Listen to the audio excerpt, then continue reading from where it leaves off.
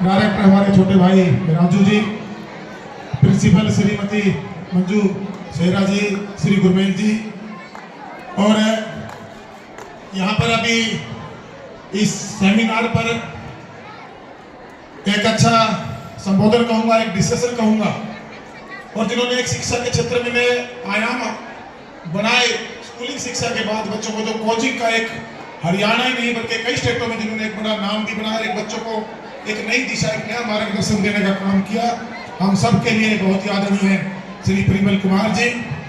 और मैं तो सुनता था जी बबीता जी के बारे में कि बहुत अच्छी हमारे टीचिंग लाइन में जो आपके सोशल मीडिया पर डलते रहते हैं बच्चों के माध्यम से, और जब हमारी बिल्डिंग में श्री राम में पहली बार आपने जब बड़ा सेंटर बनाया था तो मेरे क्षेत्र को भी उसका बहुत बड़ा नाम मिला, और मैं बधाई देना चाहूंगा पूरे खतरवाल परिवार को और हमारे भाई संजय जी को, बड़े भाई साहब को और हमारे छोटे भाई राजू को, कि इस ग्रामीण अंचल में खासतौर से जो हमारा बिठौना गांव है, यहाँ की जो हमारी जो संस्कृति थी, जो सभ्यता थी, तो ग्रामीण अंचल में कहीं न कहीं एजुकेशन के प्रति एक जागरूकता लेके आने के लिए जो शिक्षा का मंदिर स्कूल के रूप में यहाँ पर आकर इन्होंने स्थापित किया, उसके लिए पूरा परिवार मैं बहुत बहुत धन्यवाद और उनको बधाई देना चाहता हूँ। देखिए आज ये स्कूल बना तो आज हमारी बिठौना गांव की बेटी मीनू ने हमारा पूरे विश्व में परचम लहराया,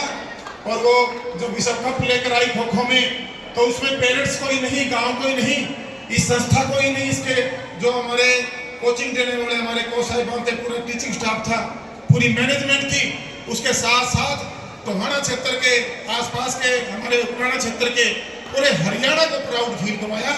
ऐसी बेटी को भी मैं बहुत बहुत बधाई देता हूँ, स्कूल की मैनेजमेंट को बधाई देता हूँ। अभी मैं बड़े ध्यान से सुन रहा था आपकी बातें, मुझे अपना स्कूलिंग टाइम याद आ गया। आप बिल्कुल सही कह रहे थे, जो आज ही हमारी नई हमारा एसेट्स कहूंगा मैं इसको, बाकी तो संसाधन है जीवन के, अच्छा घर हो, कपड़े अच्छे डालो, गाड़ियों में अच्छे में चलो, उसके लिए हमें महत्वाकांक्षी भी होना चाहिए और मेहनत भी करनी चाहिए, लेकिन जो असली पूंजी है हमारे जीवन की वो हमारी है, हमारी संतान है, हमारी बेटी और हमारे बेटे हैं। और इनको ग्रूम करके आपने बड़ा विस्तार से पेरेंट्स को आज एक अच्छा सा मैं कहूँगा कि जो ये सेमिनार है इसमें आपने अच्छे से पेरेंट्स को एक सलाह देने का काम किया कि हम इसको किस रूप में इनको कैसे कैसे आगे बढ़ा सकते हैं। और आज का जो प्रोग्राम का मेन एजेंडा यही था, मैं थोड़ा सा अपनी स्कूलिंग के टाइम के जो अनुभव हमारे हैं वो शेयर करना चाहता हूँ। मेरा सौभाग्य था किसान परिवार में मेरा जन्म होना, खेती बाड़ी से हमारी पिताजी ने हमारी परवरिश की, और मुझे प्राउड है कि कैप्टन उमराव सिंह जी जो मेरे दादा साहब थे, उन्होंने इस देश की आजादी की लड़ाई लड़ी, वो मेरे प्रेरणा स्रोत बने, क्योंकि उस टाइम ये संसाधन ये मोबाइल फोन टीवी वगैरह हालांकि हमारे घर में आ गया था बहुत एडवांस, लेकिन होते नहीं थे। कहानियों से आप इतनी जो जीवन के बारे में पेरेंट्स से हमको कहानियां सुनाते थे हमारे दादाजी, तो उनसे हमारी ग्रूमिंग होती थी कि हमें कैसा बनना है। मेरा भी जीवन संघर्ष से भरा हुआ है। स्कूलिंग में मेरी खुद दादी जी जो थी वो एडमिनिस्ट्रेटर थी, 5वीं तक की शिक्षा मैंने उनके ही उसमें प्राप्त किया। 8वीं तक डांगरा स्कूल में पढ़ा, हाई स्कूलिंग मैंने टोहाना से की, फिर आई जी कॉलेज में मेरी ग्रेजुएट मेरी कंप्लीट नहीं हुई थी, एक पेपर मेरा मिस हो गया था फादर की हेल्थ की वजह से। लेकिन उसके बाद जैसे आपने कहा कि बच्चे के अंदर जो उसकी क्षमता है वो सबसे ज्यादा जो गुरु है वो पहचानता है, माँ बाप से भी ज्यादा, क्योंकि उसको उसके सामने ज्यादा समय मिलता है स्कूल में। तो जैसे जैसे मैं 5वीं से 8वीं में गया, मुझे याद है मैं मैथ में कमजोर था। धर्मवीर जी थे जो मैथ मास्टर थे, वो ड्राइंग भी साथ में पढ़ाते थे, ड्राइंग भी बहुत अच्छा था। मैथ में नंबर क्या मानते हैं, मैं थोड़ा सा, मेरी दादी भी एडमिनिस्ट्रेटर से, थोड़ा सा टीचर से टीचर की कनेक्टिविटी प्राउड फील करता था, और थोड़ा सा नखरा भी होता है बच्चे में, मैं उस नखरे में जाता था स्कूल में। मास्टर ने जैसे मुझे 6ठी क्लास में काम कराना शुरू किया मैथ का, उस टाइम तिमाही 6 9 एग्जाम होते थे 12 मई, तो मेरा पहला तिमाही रिजल्ट आया, मेरे नंबर 28-30 जो मुझे याद नहीं आज कितने थे, मतलब मैं फेल था। एक बार छोड़ने के बाद फिर तैयारी शुरू कराई, 6 में भी मेरी इंप्रूवमेंट ज्यादा नहीं थी, मास्टरी में इतना डंडा रखते थे जी।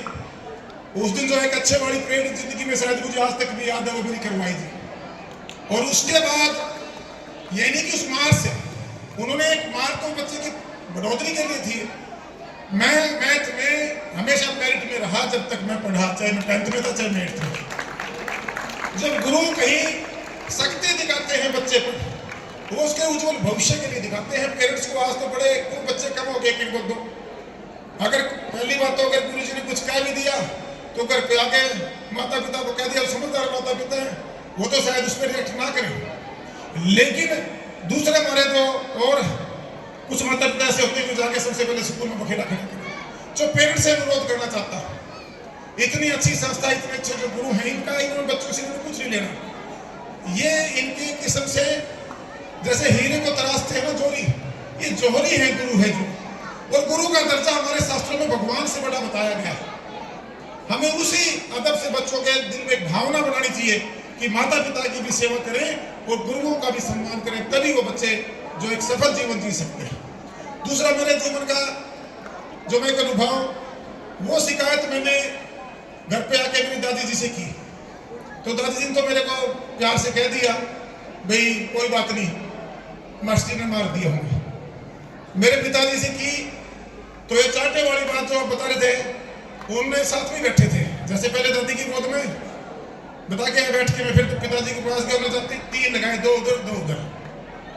तो कहने का भाव भाई वो एक सवाल का उसका उनका आंसर क्या था, क्या तेरी जमीन बंटवारे थे? उसमें अगर टीचर्स ने आपको पुलिस किया है या आपको 2 डंडे लगाए हैं तो वो आपको आगे बढ़ाने के लिए, आपका भविष्य उज्जवल उसके लिए लगाए हैं। तो बच्चों आप भाग्यशाली हैं। आज हर माता पिता अपना जितनी उसकी ताकत है उससे बढ़कर बच्चों की शिक्षा के ऊपर से, हमारा ग्रामीण क्षेत्र में भी अब एक जागरूकता शिक्षा के प्रति आई है। मैंने भी स्कूल को बढ़ते हुए देखा है, एक छोटे से पौधे से इसको बड़ा होते हुए देखा है। जब मैं पहली बार यहाँ सोशल एक्टिव हुआ तो ये परिवार मेरे परिवार की तरह मेरे साथ खड़ा हुआ था सर। राजनीति को एजेंडे पे नहीं था कि हम राजनीति करें, एक जागरूकता लेकर आएंगे, पर्यावरण को बचाना है। हमारा एक माहौल क्या है, संविधान की बात करते हैं, अधिकारों की बात करते हैं, लेकिन जिम्मेवारी हम कोई नहीं लेना चाहते। चाहे माता पिता के रूप में हो, मैं आपको बुरा लगेगा शायद, वहां भी हम कमजोरी दिखाते हैं। हम ढंग से तो माता पिता भी नहीं बनते बच्चों के, हम उसकी भावना ही नहीं समझ पाते। उसको एक ऐसे माहौल में पैदा कर लेते हैं जो कुरीतियां उनके स्वभाव में, उनके विचारों में, उनके संस्कार में जन्म दे देते हैं। और ये बात बहुत अच्छी प्रद्युम्न जी ने कही, मैडम ने कही कि जो घर का माहौल है वही बच्चे की ग्रोथ है, वही उसकी ग्रूमिंग करता है और वहीं से बच्चा विद्वान बनता है, पढ़ने वाला बनता है। कई बार ऐसी समस्याएं होती हैं जो बच्चे को चैलेंज ले लेता है बच्चा, जैसे हमारी मीनू बेटी ने की। पेरेंट्स, पिताजी एक्सपायर हुए, वो अपना खेल गेम करने गई थी, लेकिन ये एक मैनेजमेंट की अच्छी सोच थी कि उसको वहां उस टाइम तक न बताना, क्यों जाने वाला चला जाता है, वापस नहीं आता। लेकिन अगर उस दिन उसको वो मैसेज मैनेजमेंट या कोच साहब के द्वारा दे दिया गया होता तो मैं ये मानता हूँ शायद ये बेटी टूट जाती और आज जिस मुकाम को इसने हासिल किया है शायद ये मुकाम हासिल नहीं कर पाती।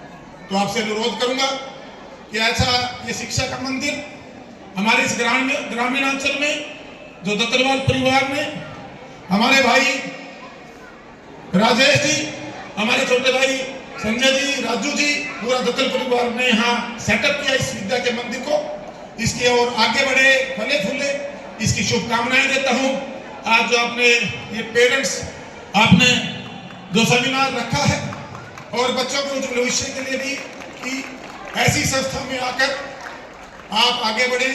आपको यहाँ चाहे शिक्षा का क्षेत्र हो, चाहे एकेडमी तौर पर हो, हर जगह इस संस्था ने अपना परचम लहराया, अपना झंडा फहराया। और मैं भी बहुत से प्राइवेट स्कूलों में पिछले 18-20 साल से जाता हूँ और भी स्कूल अच्छा कर रहे हैं, लेकिन अगर मैं उनमें देखता हूँ मैनेजमेंट को लेकर, इंफ्रास्ट्रक्चर को लेकर और बच्चों के प्रति समर्पण का होना, ठीक है आपको फीस भी लेनी पड़ेगी, इसको शिक्षा को सेवा के रूप में आप कर रहे हैं, इसको व्यवसाय के रूप में नहीं कर रहे, इसके लिए भी मैं पूरी संस्था को आपको बहुत बहुत बधाई देना चाहता हूँ। और आज आपने मुझे यहाँ बुलाया।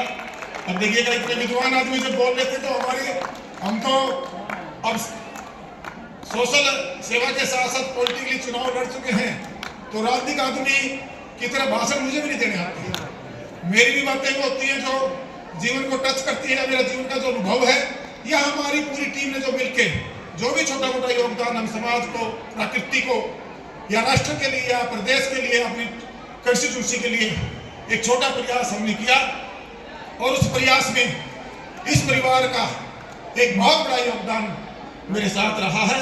ये बिल्कुल संजय जी ने ठीक कहा कि हमने एक माँ के पेट के से जन्म नहीं लिया, लेकिन भाइयों से बढ़कर हमारी बॉन्डिंग है। हम कई बार परेशानी जीवन में आ जाती है, उनमें भी डिस्कशन होती है तो आपस में कर लेते हैं, खुशी भी बांटते हैं।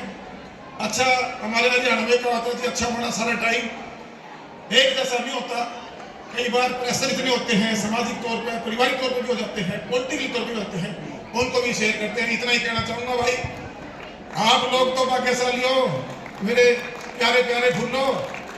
आज बेटियां और बेटा किसी क्षेत्र में कम नहीं है। मैं पूरी मैनेजमेंट को, हमारे सभी टीचर्स को, हमारे सभी कोच साहिबान को, हमारी जो अपर मैनेजमेंट है, धत्रवान परिवार को, और यहाँ आए हमारे खास मेहमान को, मैडम को, दुमन जी को बहुत बहुत उनका स्वागत। जितने भी हमारे और अंदर हमारे अतिथि आए हैं, पेरेंट्स आए हैं, आपको बहुत बहुत बधाई।